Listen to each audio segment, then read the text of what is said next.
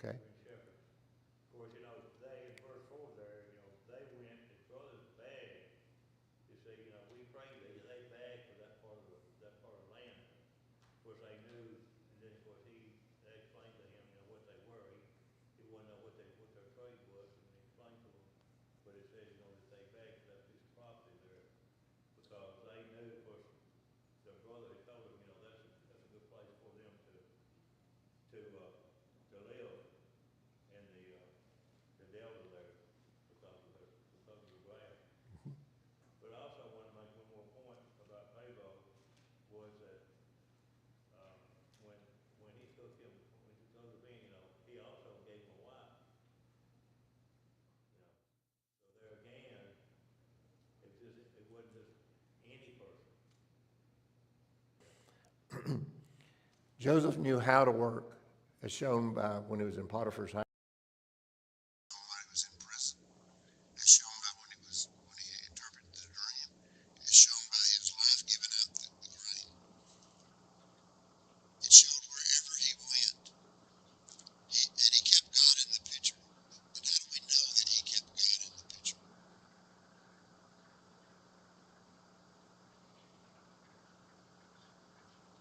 Everything he did, he blessed. So God was with him. And he treated others like he wanted to be treated. He never said anything bad about Potiphar's wife. He never said anything bad about Potiphar. He never said anything bad about cupbearer and the black thing above him. He didn't say anything bad about Pharaoh. He seems to be a guy that whatever situation he was in, everybody around him became like him. It shows us when they're around us, do they become like us? Or do we become like them? And he was trustworthy. The Bible goes to great length to point out that when they gave all their money and their farms, it says that Joseph took it to Pharaoh. It would have been easy to skim off a few dollars. A cow here, a bull there, goat here, bunny there. But he didn't. His job was to dole it out and to get resources for what he gave, and then make it that year, and then hopefully make it the next year. And he did just that. The author wrote that I'm going to give some ideas to teenagers. I've kind of heard from both of us, and I hope that we dare a few that can relate. What kind of things should we relate to our grandkids and to those who are not our grandkids? What advice would you give a kid today about going out into the world? He's just graduated high school, just graduated college, or did better. But he's going out in the world. What advice would you give that child? Todd?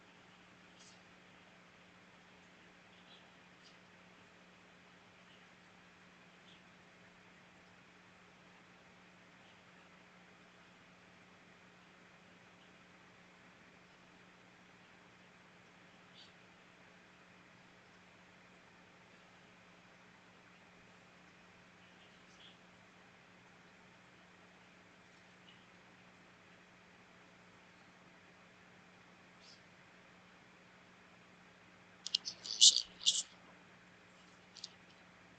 When you're looking for a job, what would you tell a kid about looking for a job? If most kids when they graduate high school will tell you, I don't know what I want to do. It's very seldom that a young child will say, this is what I want to do.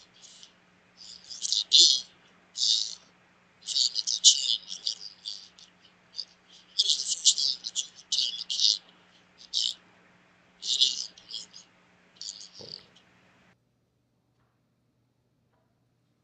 I always tell kids to find something in life that they enjoy doing. especially a job, find you a job that you enjoy doing, therefore you'll never regret going to work.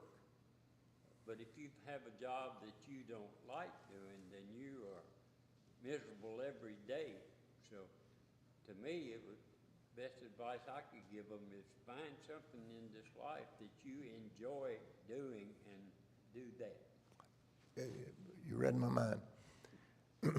Find a job that you like. I don't know what I like. Work at a job, and if you don't like it, move on. Don't just stay there just because thinking that's the only job in the world. And the second thing you would tell a child is what? Stay faithful. Keep God first. Be faithful. What else would you tell them? Be dependable. I'll tell them keep your nose clean. Keep your nose clean. Be dependable. If you said you was going to be there at 8 o'clock, be there at 8 o'clock. If you said you was going to be there at noon, be there at noon. When you learn how to do the job, do it well. My Uncle James Johnson had a saying that he used on Kenny and I every day. I never did understand what he meant until I got older. And he would say, Ronny, when you pick cotton and talk at the same time, you will have been okay. What I was doing was picking cotton. If Eddie wanted to talk, I'd stop and picking cotton and talking to Eddie. We might talk more than I pick cotton. So when you get a job and you're expected to do something, and it may take 8 hours, do 8 hours worth of work. Don't find excuses to use that time for yourself. Employers are not paying you to be on your phone or to be on the computer or to be on the internet. They're paying you to do a particular job. I'm not saying that you can't do this, but by and large, we all took time out of that employer's time that he was paying us for to do personal work, and that shouldn't be. I would tell kids to learn something every day about your job, because you can't be too smart. I have known people who were asked to take a higher position, but it would require them moving, and they would not move.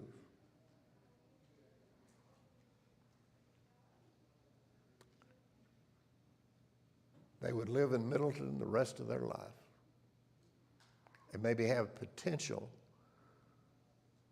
to be president of TKE, but they'd have to move.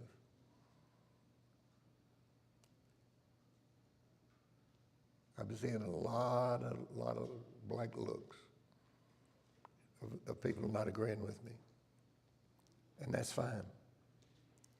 But you know, as good as Middleton is, there's a lot more outside town than there is inside town. And then talk favorably about your job when you get it. I have sat and listened to individuals talk about working at Dover and how awful it is and how terrible it is. And I'm thinking, okay, if you didn't work at Dover, where would you work? If you're going to live in Middleton, if you don't work at Dover, where are you going to work? Other than having this, skills for yourself. People ought to be thankful that we have Dover. Thankful we have Kinder Morgan, Tennessee Gas. Thankful that we have Middleton Fiberglass. I can't think of anything else right now. But if you're going to live in Middleton, be thankful you got that job. Not browbeating it to everybody every day. Be thankful for it. Joseph lived a life that we all should want to copy. He put God first in everything that he did. And that is so hard to do. And yet it's not hard to do if we put ourselves in the right situation. We don't have to have those friends who don't help us get to heaven. We don't have to have those friends who do things that are ungodly. We choose to have those friends, and that's where we need to be careful. Anybody got a comment or question?